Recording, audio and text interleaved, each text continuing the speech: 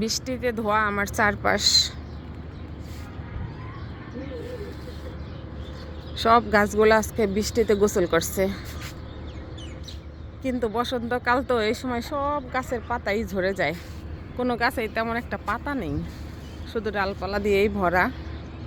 যদি পাতা থাকতো তাহলে আরও বেশি অনেক সুন্দর লাগতো, পুরো পাতাগুলো সবুজ হয়ে যেত, চারপাশ সবুজ হয়ে যেত। কিন্তু বৃষ্টির পানিতে এখন নতুন করে পাতা, সব গাছে পাতা গজাবে, সুন্দর হবে। আর আমের ফুলের জন্য তো সেই ভালো হইলো, এখন আমের ফুলগুলাতে বেশি করে আম হবে।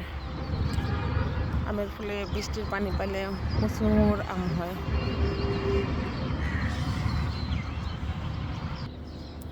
আমার ছাদ বাগানে সব গাছগুলাও গোসল করছে, কেমন পরিষ্কার পরিষ্কার লাগতেছে, কেমন স্বচ্ছ লাগতেছে। ধুলাবালিতে সব ভরে গেছিল, গাছের পাতাগুলাও কেমন ধুলাবালি পরে ফ্যাকাশে হয়ে গেছিল, এখন অনেকটাই সুন্দর লাগতেছে, কেমন পরিষ্কার, কেমন স্বচ্ছ লাগতেছে।